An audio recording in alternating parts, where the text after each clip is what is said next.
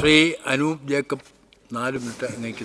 ഞാൻ ഈ ധനാഭ്യർത്ഥനകളെ എതിർക്കുകയാണ്. നമ്മുടെ സംസ്ഥാന പാതകൾ ഒട്ടനവധി അപകടങ്ങളുടെ തുടർക്കഥയായി മാറുന്നത് ഗവൺമെൻറ് ശ്രദ്ധയിലുണ്ടാവണമെന്ന് ഞാൻ ആവശ്യപ്പെടുകയാണ്. ഇപ്പോൾ പുല്ലൂർ മൂവാറ്റുപുഴ റോഡ് നമുക്കറിയാം എത്ര അപകടങ്ങൾ ആ മേഖലയിൽ ഉണ്ടാകുന്നു. MC റോഡിൻ്റെ സ്ഥിതിയും വ്യത്യസ്തമല്ല. പ്രത്യേകിച്ച് കുറവലങ്ങാട് കൂത്താട്ടുള്ള ഏരിയകളിലേക്ക് വന്നു കഴിഞ്ഞാൽ സ്ഥിരമായി അപകടങ്ങൾ ഉണ്ടാകുന്ന സ്പോട്ടുകളുണ്ട്. ഈ സ്പോട്ടുകൾ ബന്ധപ്പെട്ട അധികൃതർക്ക് അറിയാഞ്ഞിട്ടല്ല, പക്ഷേ അതിൻ്റെ അകത്ത് അതിൻ്റെ പരിഹാര നടപടികൾ കൃത്യമായി ഉണ്ടാകുന്നില്ല. അപ്പോൾ റോഡ് നിർമ്മാണത്തിന് അശാസ്ത്രീയത പലപ്പോഴും പ്രതിസന്ധികൾ സൃഷ്ടിക്കുന്നു. അത് പല തലങ്ങളിലും അപകടകരമായ നിലയിൽ ഇന്നും മുന്നോട്ട് പോകുന്നു എന്നുള്ളതാണ്. അതുകൊണ്ട് അപകടരഹിതമായി നമ്മുടെ നിരത്തുകൾ മാറ്റുന്ന കാര്യത്തിൽ അടിയന്തര ഇടപെടലാണ് ഗവൺമെൻറ് ഭാഗത്ത് ഉണ്ടാവേണ്ടതായിട്ടുള്ളത്. ജലജീവൻ മിഷൻ ആയി ബന്ധപ്പെട്ടുള്ള നിർമ്മാണ പ്രവർത്തനങ്ങൾ റോഡുകളുടെ ഡ്യൂറബിലിറ്റി കുറയ്ക്കുന്നു എന്നുള്ളത് മാത്രമല്ല, റോഡിൻ്റെ നിർമ്മാണങ്ങളെ അനന്തമായി വൈകിപ്പിക്കുന്നു എന്നുള്ളതാണ്. ഇപ്പോൾ ജലജീവൻ മിഷൻ്റെ പൈപ്പ് ലൈൻ ഇട്ടുപോയി കഴിഞ്ഞാൽ സ്വാഭാവികമായിട്ട് ആ പൈപ്പ് ലൈൻ ഇട്ട് പോകുന്ന സ്ഥലങ്ങളിൽ സിങ്കിങ് ഉണ്ട്. ആ ഭാഗം ഇരുന്ന് പോകും. ആ ഭാഗം എന്തൊക്കെ സംഭവിച്ചാലും ഇത് ഇരുന്ന് പോകും. പക്ഷേ അത് DLP പീരീഡിൽ ആ ഭാഗം കൂടി ഉൾപ്പെടുത്തുന്നതിൻ്റെ പേരിൽ പല കരാറുകാരും ഇന്ന് വർക്ക് ചെയ്യാൻ തയ്യാറാവാത്ത നിലയിലേക്ക് വരുന്നു. ജലജീവൻ മിഷൻ വർക്ക് ഏറ്റെടുത്ത് കഴിഞ്ഞാൽ എന്ന് പൈപ്പിട്ട് തീരുമെന്നതിനെ സംബന്ധിച്ച് യാതൊരു വ്യക്തത ആർക്കും ഇന്നുമില്ല. അതുകൊണ്ട് ഇതിങ്ങനെ നീണ്ടുപോകും. അപ്പോൾ വർക്ക് ഏറ്റെടുത്ത് കഴിഞ്ഞ് പൈപ്പ് ഇട്ടതിന് ശേഷം വർക്ക് ആരംഭിക്കാൻ നോക്കുക 2-3 വർഷങ്ങൾ പിന്നിടുകയാണ്. അപ്പോൾ ഇതെല്ലാം നിർമ്മാണ പ്രവർത്തനങ്ങളെ ബാധിക്കുന്നത്. PWD റോഡുകൾക്കും ഉണ്ട്, പഞ്ചായത്ത് റോഡുകൾക്കും ഇതേ സ്ഥിതി ഉണ്ടാകുന്നു. അപ്പോൾ ജലജീവൻ മിഷൻ ഇന്ന് പൂർണ്ണമായ നിലയിൽ റോഡ് ഗതാഗതത്തെ താറുമാറാക്കുന്ന നിലയിലേക്ക് പോകുന്നു. ഞാനത് പലപ്പോഴും ഉന്നയിച്ചിട്ടുണ്ട്. ജലസേന മന്ത്രിയോടെയും സൂചിപ്പിച്ചിട്ടുണ്ട്. ഇപ്പോൾ 2 മന്ത്രിമാരും കൂട്ടായ തീരുമാനം എടുക്കുമെന്ന് പറഞ്ഞെങ്കിൽ പോലും ഇപ്പോഴും സ്ഥിതി അതേ നിലയിൽ തന്നെ നിൽക്കുന്നു. അപ്പോൾ ഈ DLP പീരീഡിനെ സംബന്ധിച്ച് ജലജീവൻ മിഷനിലെ വർക്കുകൾ ആരംഭിച്ചിട്ടുള്ള റോഡുകളുടെ DLP പീരീഡിനെ സംബന്ധിച്ച് ഗവൺമെൻറ് ഒരു വ്യക്തമായ നിലയിൽ ഒരു തീരുമാനം എടുത്ത് മുമ്പോട്ട് പോകേണ്ടതായിട്ടുണ്ട്. റീബിൾഡ് കേരളയുടെ വർക്കുകൾ വളരെ വൈകി പോകുന്നു എന്നുള്ളതാണ്. ഇപ്പോൾ എൻ്റെ കോൺസ്റ്റിറ്റ്യുവൻസിയിൽ പിറവം പെരുവമുഴി റോഡ് ഞാൻ 4 സബ്മിഷനുകൾ ഉന്നയിച്ചാണ് ഇപ്പോഴും ആ റീബിൾഡ് കേരളയുടെ നിർമ്മാണ പ്രവർത്തനം പുനരാരംഭിച്ചിട്ടില്ല എന്നത്. ഒപ്പം തന്നെ തൃപ്പൂണിത്തുറ ബൈപ്പാസുമായി ബന്ധപ്പെട്ടുള്ള ഒരു ഗുരുതരമായ വിഷയം ഗവൺമെൻറ് ശ്രദ്ധയിൽ കൊണ്ടുവരികയാണ്. കഴിഞ്ഞ 30 വർഷം മുമ്പ് അവിടെ കല്ലിട്ട് പോയതാണ് ഈ NH 85 തൃപ്പൂണിത്തുറ ബൈപ്പാസാണ്. ഈ NH 85 തൃപ്പൂണിത്തുറ ബൈപ്പാസിന് വേണ്ടി 34 ഏക്കർ സ്ഥലമാണ് ഏറ്റെടുക്കേണ്ടിയിരുന്നത്.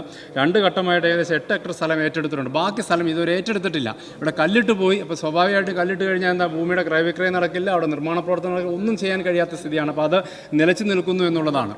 അപ്പോൾ ഈ പ്രദേശത്തുള്ള ഭൂ ഉടമകൾ വലിയ പ്രതിസന്ധിയിൽ ഇന്ന് മുന്നോട്ട് പോകുന്ന നിലയാണ് കാണാൻ കഴിയുന്നത്. ഒപ്പം തന്നെ ഈ 30 വർഷം മുമ്പ് കല്ലിട്ട NH 85 ഒരു 50 മീറ്റർ മാറിയാണ് 544 പുതിയ അലൈൻമെൻറ്റ് നിർണ്ണയിച്ചിരിക്കുന്നത്. അപ്പോൾ സാർ ഇതിൻ്റെ അകത്തൊരു യുക്തിസഹമായ നിലയിൽ തീരുമാനം ഹൈവേ എടുക്കണ്ടേ? ഈ 544 ഇപ്പോൾ നിലവിൽ ഈ 30 വർഷം മുമ്പ് കല്ലിട്ട ഭാഗത്തുള്ള 544 അലൈൻമെൻറ്റ് NH 85 മാറ്റിക്കഴിഞ്ഞാൽ ആ വിഷയം നല്ല രീതിയിൽ പരിഹരിക്കാൻ കഴിയും. അപ്പോൾ ഇതിനെ സംബന്ധിച്ച് ഗവൺമെൻറ് ശ്രദ്ധയിലേക്ക് കൊണ്ടുവന്നിട്ടുള്ളതാണ്. ഒപ്പം തന്നെ ഈ 30 വർഷം മുമ്പ് കല്ലിട്ടതിനെ സംബന്ധിച്ചൊരു പരിഹാരം ഉണ്ടാക്കണമെന്ന് പറഞ്ഞപ്പോൾ ഗവൺമെൻറ് നൽകിയിരിക്കുന്ന മറുപടി ദേശീയപാത ഉപരിതല ഗതാഗത വകുപ്പിൻ്റെ തീരുമാനം വരേണ്ടതായിട്ടുണ്ടെന്നാണ് പറയുന്നത്. സാർ, ഇതിന് അവിടെയുള്ള ഭൂവുടമകൾക്ക് കേന്ദ്രമന്ത്രി ഒന്ന് പോയി കണ്ട് സംസാരിക്കാൻ അവസരം കിട്ടും. അപ്പോൾ ഗവൺമെൻറ്റിൻ്റെ ഇടപെടലിലൂടെ ഈ വിഷയം പരിഹരിക്കണം. 544 തന്നെ ഡിപ്രിസിയേഷൻ ഒഴിവാക്കാനുള്ള നടപടികൾ, കെട്ടിടങ്ങൾക്കടക്കം ഡിപ്രിസിയേഷൻ ഒഴിവാക്കാനുള്ള നടപടികൾ ഗവൺമെൻറ് മുൻകൈ എടുക്കണം എന്നുള്ളതും ഈ തൃപ്പൂണിത്തുറ ബൈപ്പാസിനെ സംബന്ധിച്ചൊരു വ്യക്തമായ തീരുമാനത്തിലേക്ക് എത്തിക്കുവാൻ ഗവൺമെൻറ് തയ്യാറാവണമെന്ന് സൂചിപ്പിക്കാൻ ഞാൻ ആഗ്രഹിക്കുകയാണ്. റവന്യൂ വകുപ്പുമായി ബന്ധപ്പെട്ടുള്ള ഒരു വിഷയത്തിൽ സാർ, ഇവിടെ ഹൗസിംഗ് ബോർഡിൻ്റെ നിർമ്മാണ പ്രവർത്തനങ്ങളെ സംബന്ധിച്ചൊരു പരിശോധന ഡിപ്പാർട്ട്മെൻറ്റ് നടത്തണമെന്നാണ് എനിക്ക് സൂചിപ്പിക്കാനുള്ളത്. ഇപ്പോൾ എൻ്റെ കോൺസ്റ്റിറ്റ്യുവൻസിൽ ചോറ്റാനിക്കര പഞ്ചായത്തിൽ സാഫല്യം പദ്ധതി എന്നൊരു സ്കീം ഹൗസിംഗ് ബോർഡ് പൂർത്തിയാക്കി 2016 റോഡ് ഈ വീടുകൾ ഫ്ലാറ്റുകൾ പൂർത്തിയാക്കി കൊടുത്തു. 24 ഫ്ലാറ്റുകളാണ് പൂർത്തിയാക്കി കൊടുത്തത്. അവരതന്ന് നിർമ്മിച്ചത് FICTയുടെ നൂതന സാങ്കേതിക വിദ്യ പ്രകാരമാണ് പൂർത്തിയാക്കിയതെന്നാണ് അവർ പറയുന്നത്. അതിൻ്റെ ബേസ്മെൻറ്റിന് പുതിയൊരു സാങ്കേതിക വിദ്യയാണ് അവർ പറഞ്ഞിരിക്കുന്നത്. എന്തായാലും ആ സാങ്കേതിക വിദ്യ 2 വർഷം പോലും നിന്നില്ല എന്നൊരു വിഷയം. ആ സാങ്കേതിക വിദ്യയിൽ പൂർത്തിയാക്കിയ ഫ്ലാറ്റുകൾ 2 കൊല്ലം കൊണ്ട് അത് താറുമാറായി പോകുന്ന നിലയിൽ, വാസയോഗ്യമല്ലാത്ത നിലയിലേക്ക് മാറിയിരിക്കും. അത് പലയിടത്തും അത് പൊട്ടി ഒലിക്കുന്നു. അതിൻ്റെ ഡ്രെയിനേജ് സിസ്റ്റം പ്രതിസന്ധിയാണ്, അതിൻ്റെ ഇലക്ട്രിക് സിസ്റ്റം പ്രതിസന്ധിയാണ്. അവിടെ വാസയോഗ്യമല്ലാത്ത നിലയിലേക്ക് മാറിയിരിക്കുകയാണ്. ഞാനൊരു സബ്മിഷൻ അങ്ങേക്ക് എഴുതി നൽകി. അങ്ങ് നൽകിയിരിക്കുന്ന മറുപടിയിൽ സാമഗ്രികൾ ഉൾപ്പെടെയുള്ള വ്യവസ്ഥകൾ ഉൾപ്പെടുത്തി പഞ്ചായത്തുമായി ധാരണാപത്രത്തിൽ വെച്ചു എന്നാണ് ഈ ഭവന നിർമ്മാണ ബോർഡ് പറഞ്ഞിരിക്കുന്നത്. ഈ സാമഗ്രികൾ ഉൾപ്പെടെ വ്യവസ്ഥകൾ ഉൾപ്പെടുത്തി ജനപ്രതിനിധികൾക്ക് ഇതിൻ്റെ ടെക്നിക്കൽ സൈഡ് എങ്ങനെയാണ് സാർ അറിയാൻ കഴിയുന്നത്?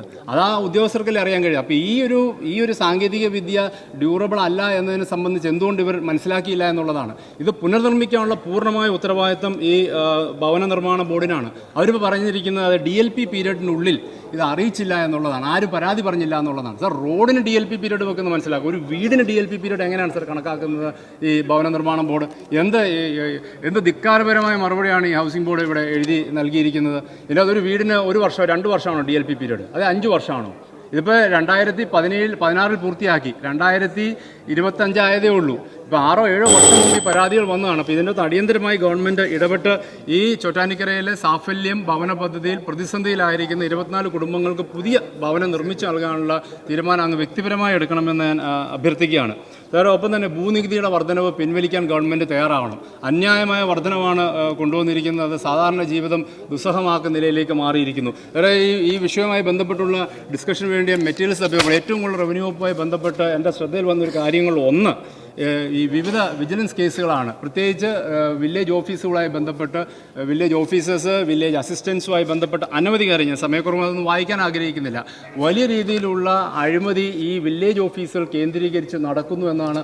അത് പരിഹരിക്കാൻ അല്ലെങ്കിൽ തടയിടുവാനുള്ള നടപടികൾ ഗവൺമെൻറ് സ്വീകരിക്കണമെന്ന് ആവശ്യപ്പെട്ടുകൊണ്ട് ധനാഭ്യർത്ഥനകൾ എതിർക്കുകയാണ്.